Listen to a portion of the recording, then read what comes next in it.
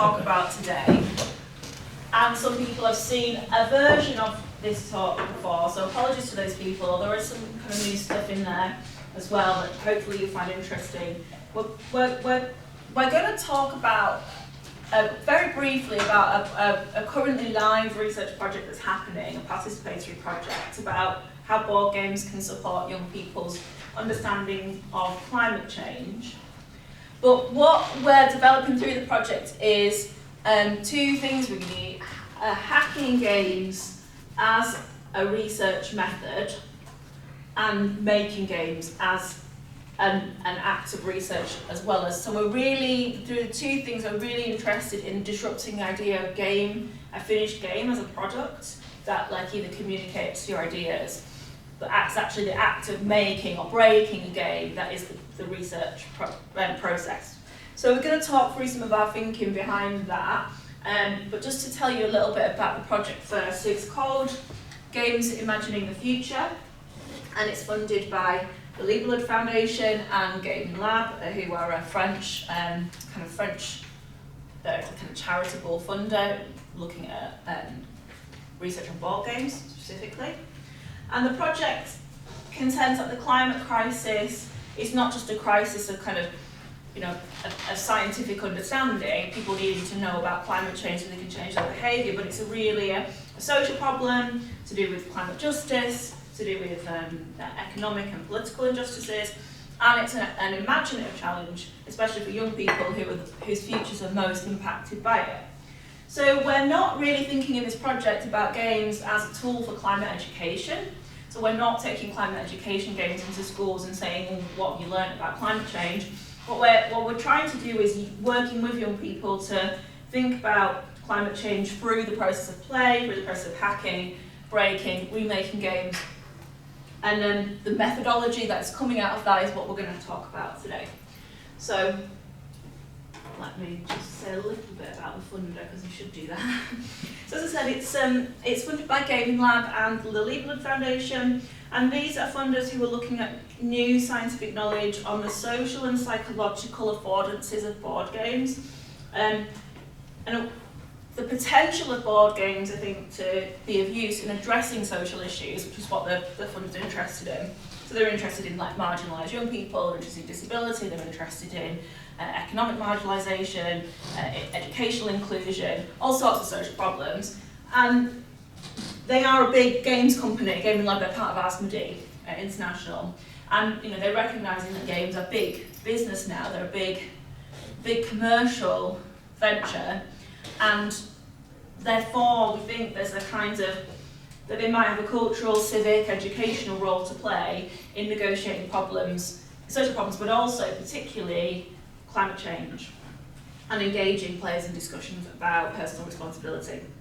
So there's been quite a bit of work on the value of board games within the context of climate change education, but as I've said, we're not really interested in that using games to address a perceived knowledge deficit, but we're really interested in a philosopher, Nicole Seymour, an environmental philosopher, who's really interested in not thinking about culture for functionality, for their instrumental use, but thinking about a less strictly instrumental approach that allows for the different capacities and alternative modes of engagement with cultural products. She talks about film and TV shows, but the same, I think, applies to board games.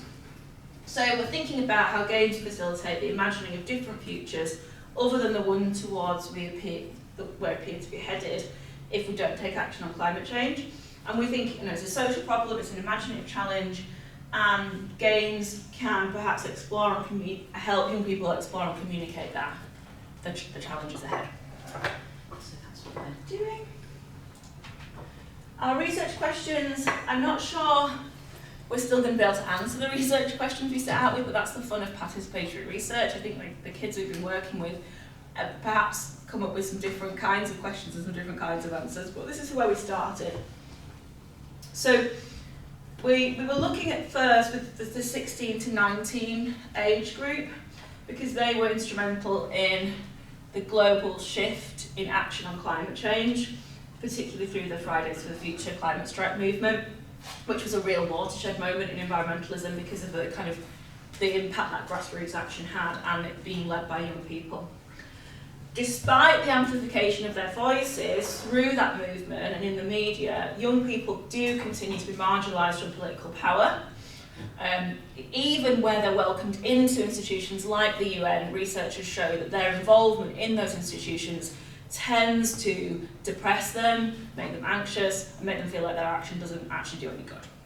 So they're still quite marginalised, and often you see in reports on young people's climate action things like, oh, well, they ought to be in school, or like there is they're missing out on their education. So that framework of them needing to be in education is kind of applied, even though quite clearly they're out there trying to educate everyone else about what's going on.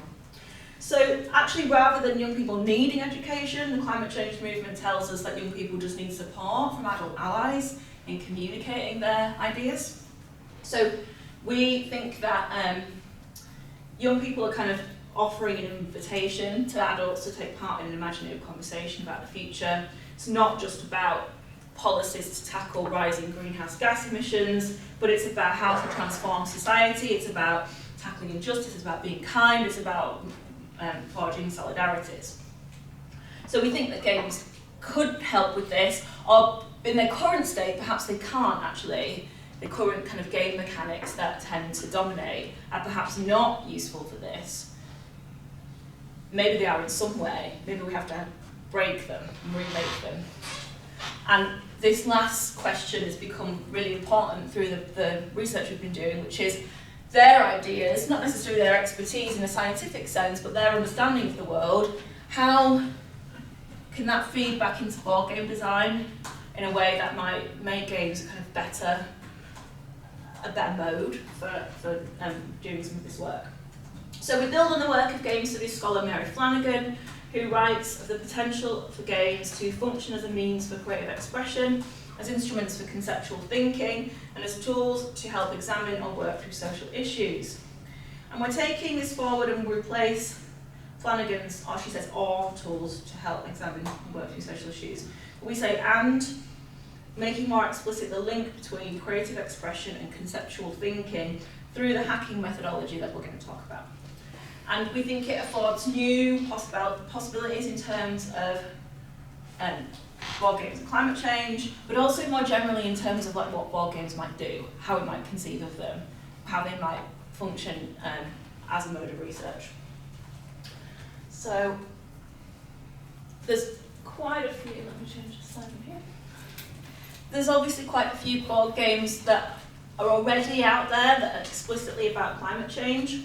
Past 2 decades, there's been quite a few. Keep Cool 2004, designed by climate scientists. That's about the global politics of climate change.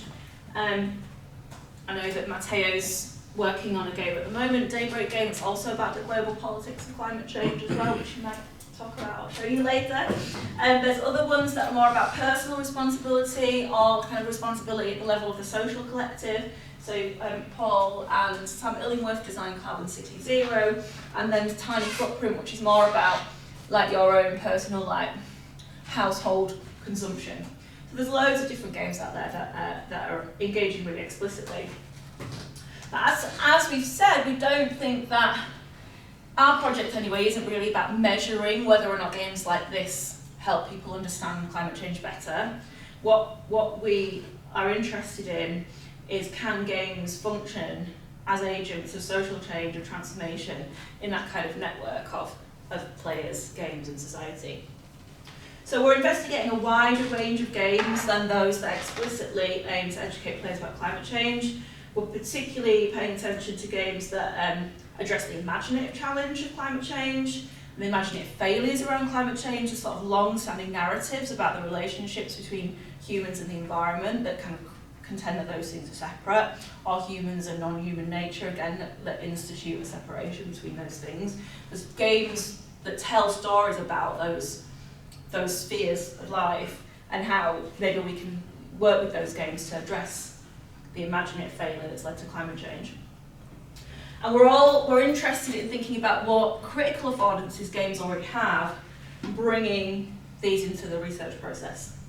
So part of the project involves investigating the plethora of nature-themed board games that exist at the moment, from photosynthesis to ecosystem to games about bird sanctuaries, national parks. There's absolutely tons. Once you start looking for them, there's loads. We're also interested in games that aren't necessarily explicitly about nature or climate change, but that have a sort of set of assumptions about the relationship between humans and the environment. So Monopoly is a really good example of a game that has a base level of kind of carbon and oil consumption that is really unspoken in the game, but is part of the game.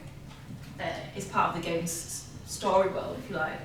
And the Project RA Jack, who's sat over there, is working with another student on a ludography that looks at key games in relation to climate change and nature, comments on their mechanics, reflects on the gameplay, thinks about their aesthetics, and we're hoping to deliver that to the funder by the end of the month so that we can kind of have a sort of guide of how you might approach these kinds of games. So back to the project itself.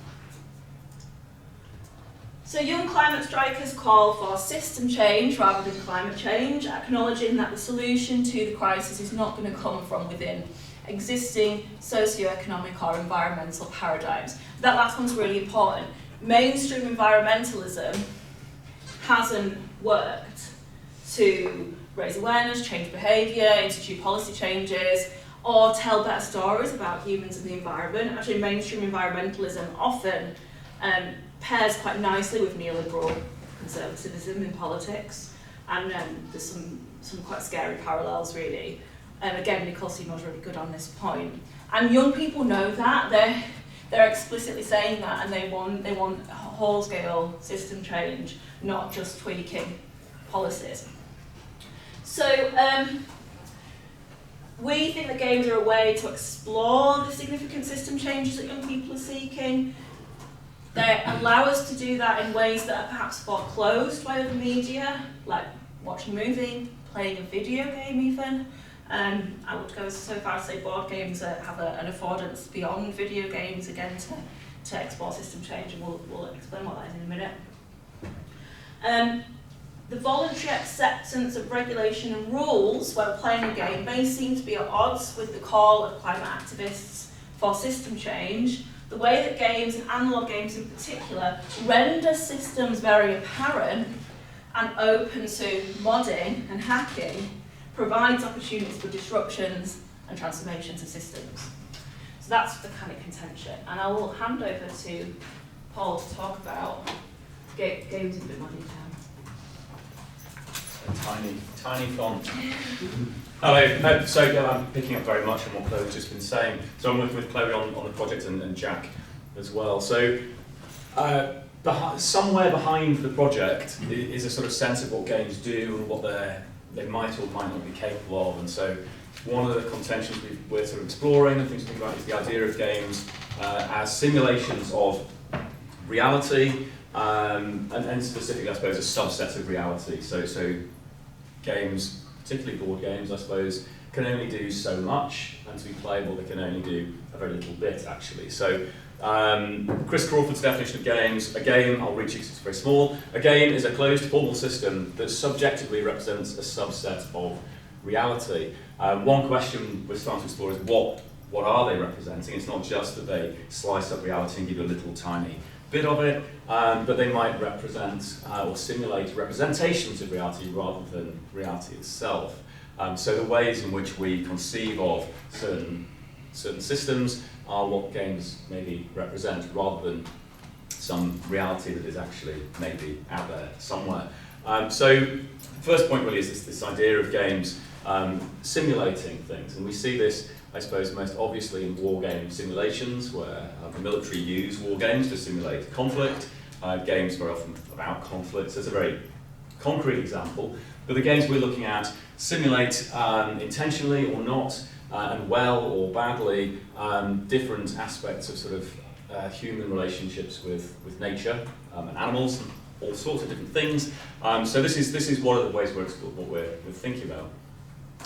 Ralph Costa, writing on games, distinguishes between the skin of the game, and this is one of the things we've been doing with our work and one of the things the young people we're working with have been doing, and the mechanics beneath that skin. So you can reskin a game very simply by changing the graphics, changing the stories, changing the components, but you might leave the mechanics completely intact. So you might have Monopoly based in Manchester or based in London, Liverpool, wherever you like, or you might have a Cthulhu version, and you're leaving the game the same. Costa argues that players are able to see through the fiction to the underlying mechanics, and this is one of the things we think is particularly possible in board games where you're tasked with learning and running the rules. So a video game requires relatively little input in terms of managing the code, whereas a board game has to show at least one of the players how it works. And really, to play a game properly and to play competitively, if that's playing properly, you do need to know how the game works, not just how you win, but what are the sort of mechanics underneath. And depending how competitive you are, you might want to know how statistics and odds and all this kind of thing. So Costa, though, I think is very useful. It says that players see through the two.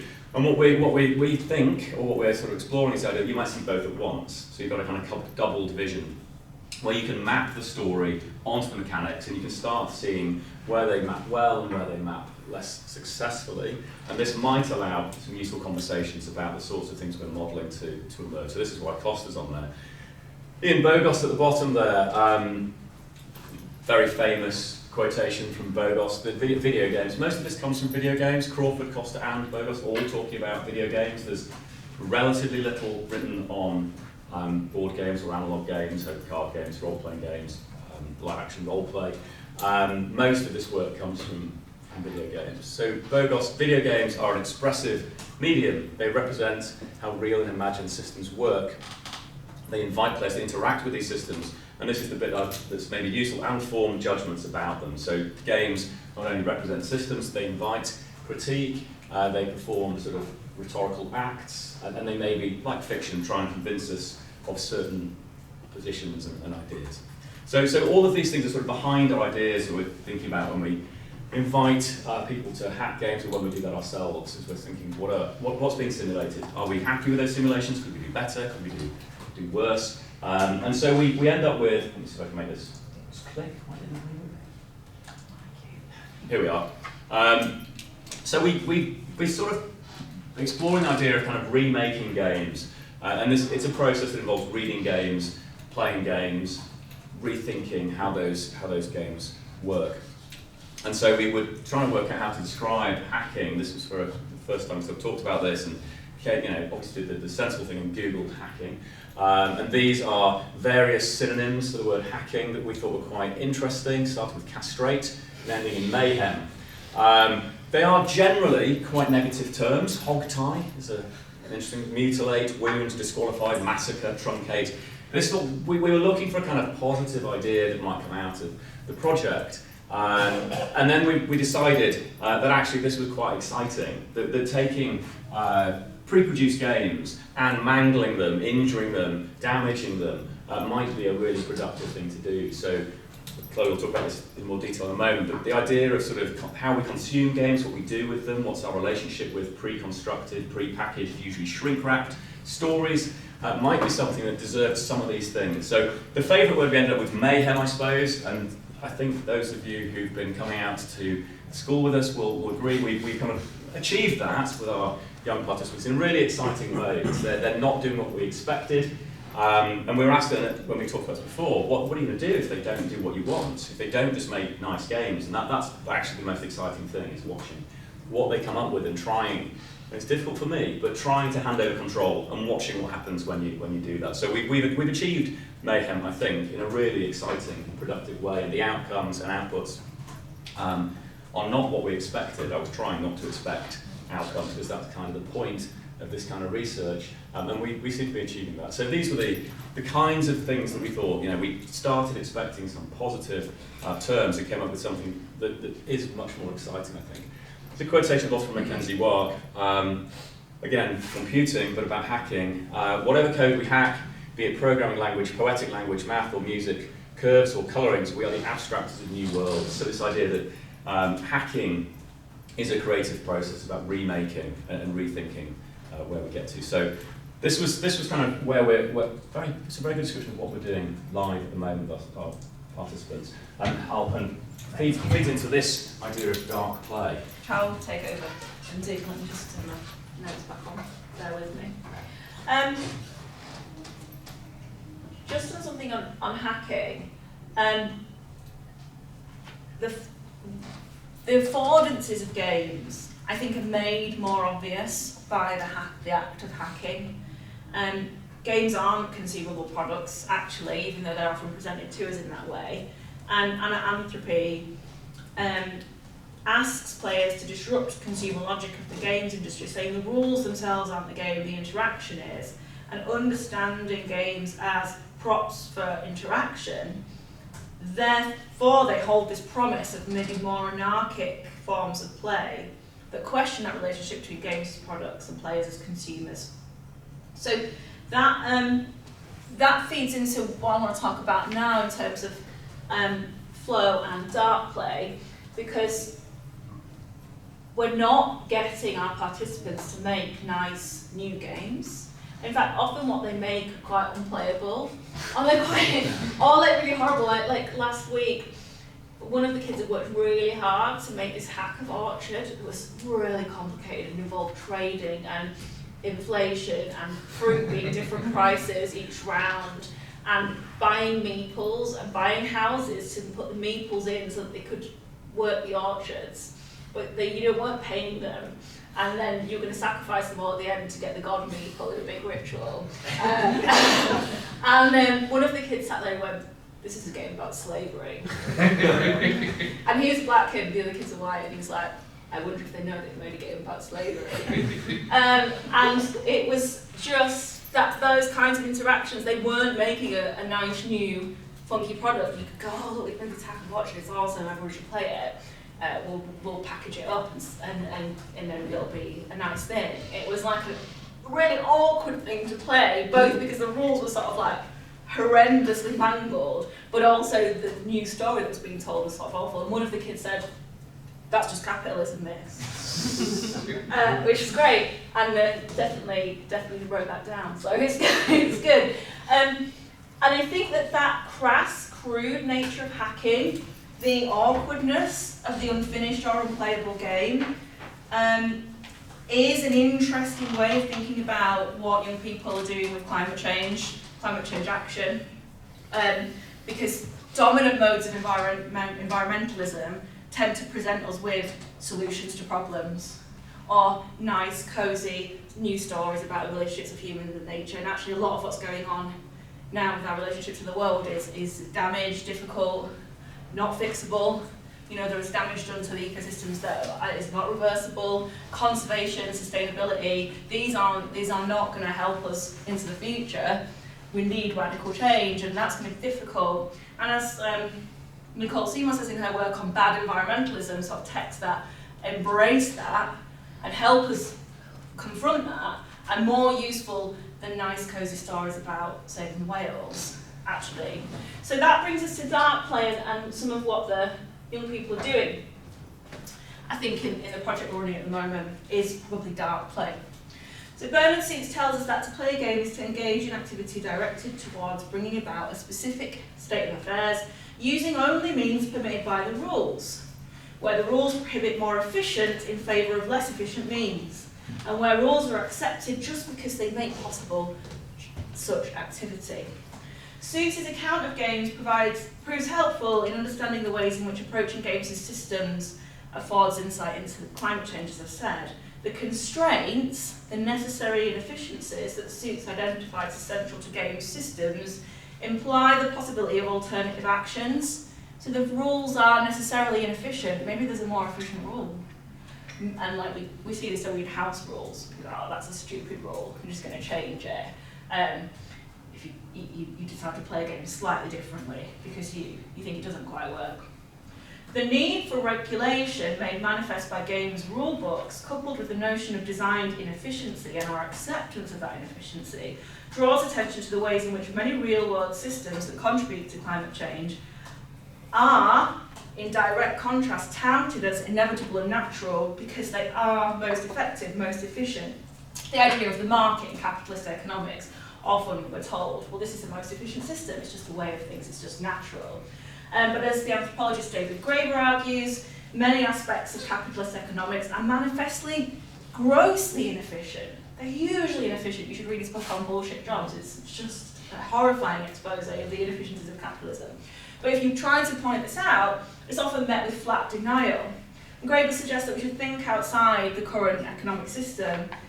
It's very difficult to do because of the disavowals of, well, this is just the way things are, this is just the most efficient system, that's why it's the way it is, because it's the most efficient system. Games show us that actually systems aren't efficient, and their rule sets provoke us into finding more efficient hacks, or house rules, or changes to the games. So, other assessments of gameplay that concur with this idea that games might kind of provide this prompt to system change come from Braxton Soderman, who talks about flow, which is a dominant way of conceiving of the psychological state that's supposedly induced by playing games. So it's the idea of flow comes from, I can never pronounce this person's name, some people have never probably heard of it, it's not unpronounceable, but I currently this morning can't pronounce it. But it's the idea that when you are in the mode of gameplay, playing a video game, playing it for hours, you're in a state of flow, of complete immersion in the game. Everything is lining up for you, and it's at odds with the kind of critical positioning that might inform transformative action, or disruption, or mayhem, or hacking. Flow privileges individualism over social collective. It privileges growth and accumulation over equilibrium and sustainability, self-determination over the idea that external forces shape human consciousness, and action over critical examination. Flowing subjects are not simply game players experiencing the psychological state of flow, they're being positioned as media consumers in a way that promotes the ideology of flow, which is giving yourself up to this inevitable system that you're playing.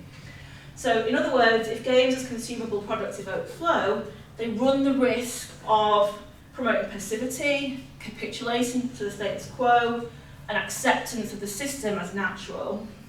In the context of climate change, this is obviously hugely disadvantageous and promotes individualistic modes of play, which again, in a system change, is going to require collective action, it's going to require collaborative efforts, as I think Matteo's new game models really well. So we suggest that hacking then might have to be perverse if it's going to interrupt flow.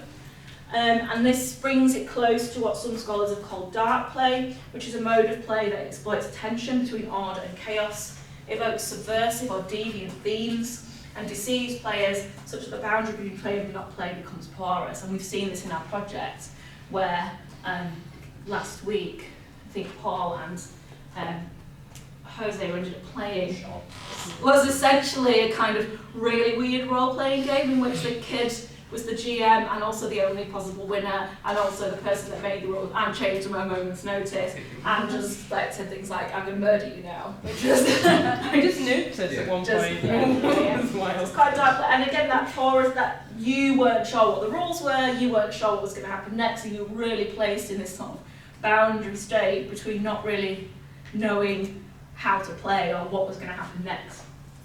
One of the kids said to him, "You're Jeff Bezos." You make the rules, you break the rules, and you're the only possible winner. You're Jeff Bezos. So dark play complements Seymour's project to promote and understand bad environmentalism. These texts also rely on invoking uncertainty, hesitation, awkwardness. So hacking as dark play kind of picks up on bad environmentalism, so like kind of dark environmentalism, but also the sort of tensions of gameplay. Puncturing the flow of play, puncturing the dominant effective dimensions of mainstream environmentalism, that everything's going to be okay, we'll save the whales, it's nice, trees are lovely. So dark play recasts playfulness as a state of mind filled with tension. The player is suspended, as Lindroth and Mortensen say, between forces rather than in a protective space. You're not in the magic circle of play anymore, you're somewhere else that's much more uncomfortable.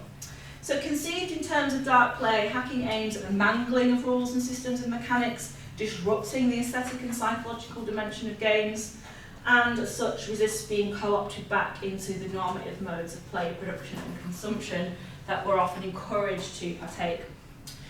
Such dark play in the face of climate change complements what Timothy Morton elsewhere has called dark ecology, and this is the need to cultivate modes of ecological awareness that make strange and uncanny human relationships with nature and the environment. Okay, so how do we hack to interrupt flow? We kind of came up with a process for this project, asking young people to first identify games, drawing participants' attention to connections in games between environmental concerns and the kind of gameplay aesthetics. Maybe it's not explicitly about the environment, but maybe it could be. Maybe we could tell a story about the environment through this game, even though it's not really about climate change. Thinking about the different sorts of games that they might want to play, things that are appropriate for them, things that are fun, and things that don't seem so obviously like educational as well. So kind of identifying different types of games and working with the young people we built them a game library, essentially, that there was partly games that we thought they should play, partly games that they wanted to play, and some that are about climate change and some that aren't. Then we asked them to play without the rules. So we say, here's a game, how do you play it? Don't give them the rules. So with this with Orchard, they made up a way of playing the game. In some cases was quite close to the original rules, in other cases wasn't. And then we give them the rules and they sort of compare what's going on with their initial version. And then hacking, which is playing with the rules, as in messing around with them, making new rules, reskinning. What's going on here, I'm not sure, with some meeples That's happening. the god meeple, the yellow one. It's the yellow god meeple. So who gonna need to sacrifice? Well, yeah, at the end, you have to get one of each colour, and at the end you sacrifice them all, and then you get the god meeple, the first person to do that wins. But when I was playing it, no one was going to win, because the inflation rate kept going up so much that you couldn't afford to house your meeples. It's a very stressful game. So playing with the rules. And then at the end we're thinking about reading the rules. So asking participants to reflect on the original rules, the story that they tell, reflect on the rules they made, the stories that tells, thinking about the narratives that emerge, the different competing narratives that emerge from playing with games in this way. Okay, so that's what we did, that's the kind of outline of the project. I'm going to let Paul talk about the particular game that we started with, and then tell you about some of the hacks that we made. Okay, so Orchard's on the table there. You can maybe play it at lunch if you've got spare 5 minutes. It's the game we picked as our kind of prototype example. It's a game for, I think it's up to 4 to 6 year olds. It takes about 15 minutes to play a game, and it takes about 2 minutes to work out how to play it. So I'll briefly describe what the game is, and then show you kind of the 2 hacks that we came up with, which actually our young participants have been much more interesting than we were. They were quite proud of what we did, but they've really gone with the dark play and the mangling in a way that we were too nervous to do. Shop prices and then a box full of money, so I've clearly picked one of their boxes of Orchard. Yeah, I mean one of the things that we learned very quickly is how led people are by the material components you put near them. So if you put money near people, they will make you a game that involves money. It's a really quite interesting. So in this game, it's a collaborative game, and the aim of the story of the game is you are fruit pickers. You've got an orchard with 4 different fruits: apples, pears, cherries, and there's a lot of debate about these ones, but I think they're plums. And they all fruit at the same time, and all your trees are full of bountiful fruit. And what you do on your turn is you roll this die on one side. Each side has a colour. If it matches the colour of fruit, you take that fruit and put it in your basket. If you roll the basket, you can pick any 2 fruit and put them in your basket. And if you roll the raven, who's on the other side, you can't see, you have to put one of the 9 pieces of the puzzle that creates Theo, the greedy, crafty raven, in the centre of the board. If you get all the fruit before the raven arrives, you've collectively won. You've harvested your fruit successfully. If you roll 9 raven pieces and construct a jigsaw, Theo arrives, eats an unspecified amount of the remaining fruit, and you lose. There's only one choice in this game, and that's what to do if you roll the basket, and that becomes, once you've played it once, it's not really a choice anymore. You take the fruit from the tree with the most fruit left. It's a pretty straightforward mechanic. It's a really well-designed game though that teaches colour matching, it teaches turn taking, it lets you practice your fine motor skills, and it's a nice and collaborative endeavour. It's also really well designed in terms of timing. It usually gets quite exciting. You get a few bits of fruit left, but you've got most of the ravens. So there is it's a really nicely designed game. And its target audience, I think, would probably quite enjoy it. My children did when they were young enough not to find it very boring, but it becomes boring quite quickly as an adult. So the story behind this game, we have lots of time, I'd ask you to think what the story is, but it seems to be about cooperation between humans. It seems to pit humans in competition with ravens in this case. So humans are a different kind of animal, and they need all the fruit. Our young participants very quickly said that this was about perspective, and we see the raven as the antagonist, and the raven wants a little bit of the fruit. Doesn't want all the fruit, wants a little bit of the fruit, but we want all the fruit. We're very greedy. He can't have a little bit. He can only have none. So we must prevent the raven coming. He's a carrion bird, and his arrival signals our doom, I think. So that's one of the stories behind this game. And so we decided we'd sort of explore what kind of messages this sent through a couple of hacks, and I think, let's see if this comes up. This is our first one, the Dead Raven hack. Essentially, change sides, be on the raven side. You don't need to do anything really for the game, but we did. We commissioned Johan Noor to draw us a horrible picture of a dead raven, because if the raven gets no food, it starves to death and looks like that. So you don't want that. So you start with this on the board, and you're trying to cover him up with the colourful, beautiful raven, because nobody wants to see this. We showed this to our young people, and they collectively gasped. It was more shocking than I think we'd anticipated. I thought it was quite funny. I should say that Johan Noor is the game designer for Mörkborg, which is a Swedish horror role-playing game. And so he's in the style of the Mörkborg artwork. Yeah, the tagline of which is a spiked flail to the face. So we wanted someone who we knew had a kind of shocking art style that would contrast with the sort of pastoral, colourful images that we're presented with. And it was more surprising to the people we showed to than we anticipated, actually. They gasped. At the table I was at, they started trying to rate the game. So that's not suitable for a 6-year-old. Right? So how old would you be for this to be suitable now? 15, 18, and they sort of rated it like it was a movie.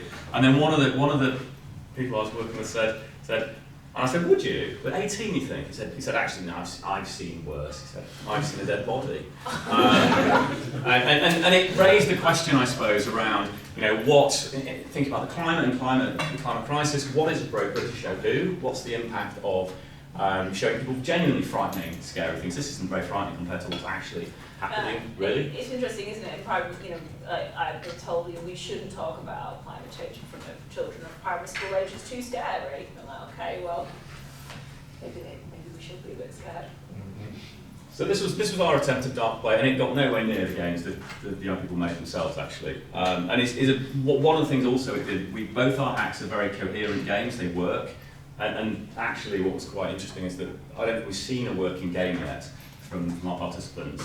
And what they've constructed are much more awkward encounters, which are really interesting. There is another way to play this hack though, because I thought it was the other way. You said we're going to cover it up. I thought we were making a dead raven. I thought you just play the game as normal, but instead of the raven arriving, when you've got all the fruit, you've got yourself a dead raven, so the aim is to murder the raven. That's even darker. But that's much darker. Murder, yeah, you've got a dead raven or you're trying to murder a raven. They are very subtly different. They go, well, there you go, we've got 2 hacks now, we can cut these tiles. So our other hack is slightly more complex and much nicer and pretty. We got Tony, who does a lot of, an artist we know, does lots of work around science communication to make us some pictures of pollinators. So what we want to do in this hack was remove the sort of unspoken conflict between humans and everything else, and recognise that the role of pollinators in fruit production. There's all kinds of things about fruit production that's masked by this, like these trees all fruiting at the same time just wouldn't happen, and they would need friends of the same kind of tree or different kinds of trees.